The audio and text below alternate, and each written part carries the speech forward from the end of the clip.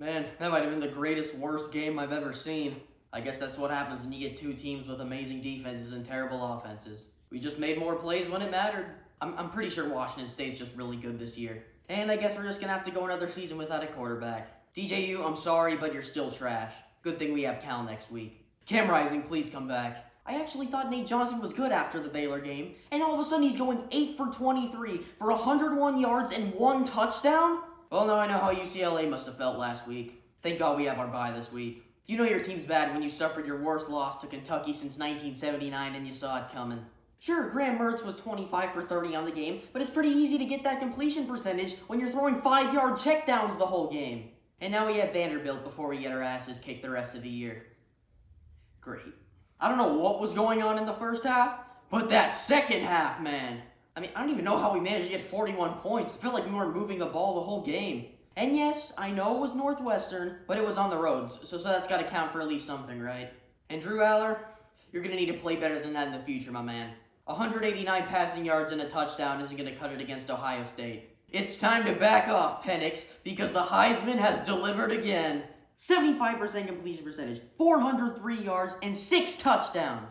Tell me, who's going to stop Caleb going forward? In fact, the only thing that can stop him right now is our defense. Can we please fire Alex Grinch now? He just gave up 41 points to a team that lost 42-6 to Oregon last week. Have we not seen enough yet? This man is literally ruining Caleb's college career. He did it last year, and I guarantee you he's going to do it again. They had us in the first half, not gonna lie. Actually, they had us in the first 3 quarters, but it doesn't matter, we still won. It's honestly Auburn's own fault they lost. They were giving Brock Bowers a 15-yard cushion the entire second half. What did they think was going to happen? Speaking of which, can we get Bowers in the Heisman conversation? And don't forget our defense either. It wasn't their best game, but they came through when it counted. Also, can we please start scoring more in the first quarter? We are literally averaging less than a field goal through 5 games this week. See, now there's the offense I've been waiting to see all season. Through the air, on the ground, and of course the Roman Wilson helmet catch. I still can't believe he held onto that ball. Good to see McCarthy with no picks as well this week. And our defense still hasn't allowed more than 7 points in a game this season. Are y'all sure Georgia still has the best defense in the country? Go Blue! This was a nice warm-up game for next week. I appreciate it, Kansas. I do wish our defense could have gotten a test against a real quarterback this week, but I'm not one to complain about a free win. We just got to capitalize on all of our opportunities next week and we'll be fine. Horn down. All week I've been waiting for this game, and then it ended before it even started. If Jalen Daniels played in this game, the end result would have been very different, I guarantee you that much. Jason Bean, I'm sorry, but you're just not good enough. To be fair though, our run defense didn't help him out much. Our defense looked like Swiss cheese out there. We gave up 336 rushing yards. Whatever. When Daniels comes back, we'll win out and we'll get our revenge in the Big 12 championship. Let Brady cook! A career-high 395 passing yards with 4 touchdowns and an SEC record 347 straight passes without an interception. And yes, the defense did play pretty bad, but I can't even focus on that. I'm too freaking happy. We're 5-0! We're 1 win away from matching last year's total. Now, I know everyone wants to pick LSU next week, but just remember, Brian Kelly's their head coach. That's about as much of a guaranteed victory as you could get these days. The game of the year, and we actually won it this time! What a performance from the offense! 706 total yards, 389 passing yards, and 4 touchdowns for Jackson Dart. And don't forget about Quinshon Judson's 177 rushing yards with a touchdown. Good to see him finally get going this year. And we don't need to talk about the defense. What we do need to discuss, though, is that touchdown by Brian Thomas Jr. How would that ever be a touchdown? We almost lost because of that. You know what? It's fine, though. We still got the W, and that's what matters. Looks like we aren't done yet this year. Just when I thought we were getting on the right track this year, our defense gives up 55 points? A total of 0 sacks. Harold Perkins nowhere to be seen again. And now we just get more Brian Kelly facial expression memes for the internet. No one can't even celebrate the fact that our offense was unstoppable the whole game. What a waste of 513 yards for Jaden Daniels. And if we lose to Missouri next week, I'm officially getting on the fire Brian Kelly train. This is pathetic.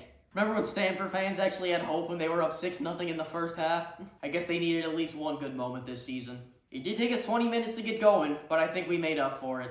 It's about time people stopped underrating us this year. All this talk about USC and Washington, and everyone's still forgetting that the Ducks are the class of the Pac-12.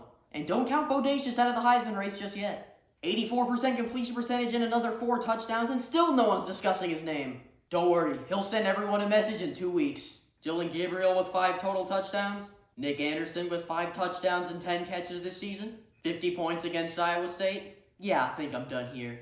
Texas, it's about time we get our revenge. Man, talk about a 2-week emotional swing. And furthermore, a 2-half emotional swing. How do we look so dominant in the first half and then just completely fall apart in the second half? It's the exact opposite of last week. Which, now thinking about it, actually kind of makes sense that we won it this time. Sam Hartman didn't have his best game, but he made the plays when he needed to. I literally lost my mind when he converted that 4th and 16. And when Audric Estime scored the go-ahead touchdown, man, props to Duke for pushing us like they did. And I sincerely hope that Riley Leonard's doing okay. That was one of the most disappointing losses of my entire life. And that includes us losing to North Carolina in the Final Four. We spend all that effort coming back from being down 13-0 just for us to rush 3 players on 4th and 16? What did you think was going to happen? You can't give anyone that much time to make a play. And to cap it all off, Riley Leonard goes down with an injury. Man, what did he do to deserve this? Thank God it's only a high ankle sprain. And of course we play Florida State in 3 weeks. I can just see the ACC championship slipping right through our fingers. It's okay though, we'll keep fighting to the end. No upset this year, South Carolina. You thought our defense was going to be like last year. Oh no. How does 6 sacks sound to you? If our defense keeps playing at this level, we got a shot at the SEC East. We do need to clean up some things on offense though. Joe Milton, can you please stop throwing interceptions? When we play Alabama and Georgia, interceptions will lead to points.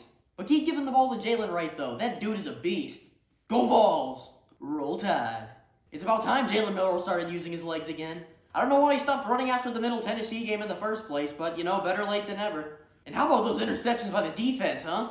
Honestly, it was the only reason we won by so much, but nevertheless, the win streak goes to 16. Don't worry, Mississippi State.